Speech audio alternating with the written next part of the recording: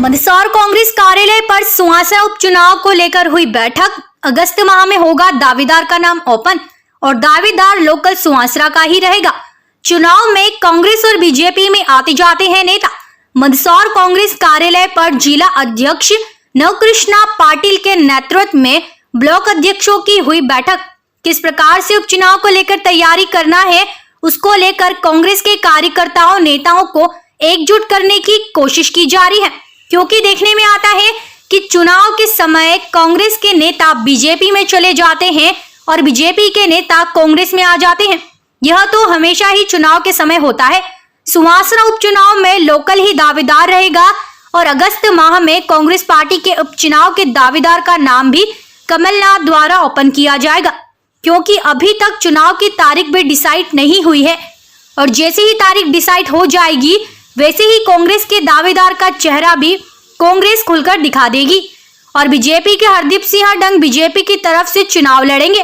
और अब देखना यही होगा कि किसकी जीत और किसकी हार होती है। कांग्रेस दावे कर रही है कि इस बार कांग्रेस का ही विधायक बनेगा और बीजेपी के नेता दावे कर रहे हैं कि हरदीप सिंह डंग ही फिर से विधायक बनेंगे। पर इन दोनों में से किसको जनता अपना नेता चुनती है, यह तो चुनाव के बाद ही क्लियर हो पाएगा।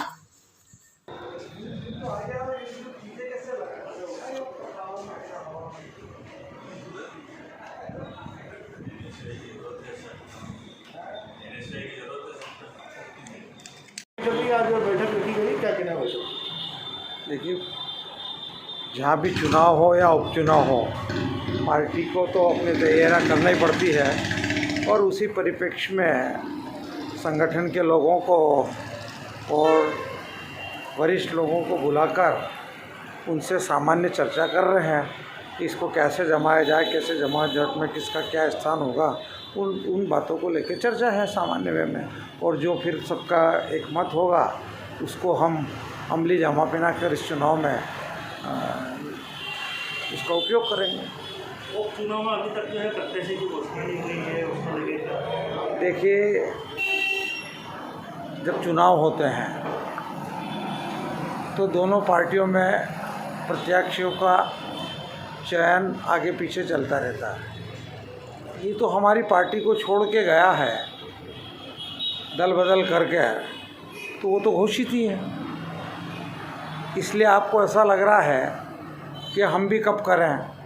हम बहुत सोच समझ के कर रहे हैं, अभी चुनाव में टाइम भी है और मैं सोचता हूँ कि अगस्त के प्रथम सप्ताह तक माननीय कमलनाथ जी कर देंगे। चुनाव आयोग की परिस्थितियों को देख के वो कब तारीख कर रहे हैं, उस आधार पर भी निर्णय करने का टाइम रहेगा। कुछ भारतीय जनता पार्टी के नेता आपके संपर्क में है, ऐसी जानकारी मिली है?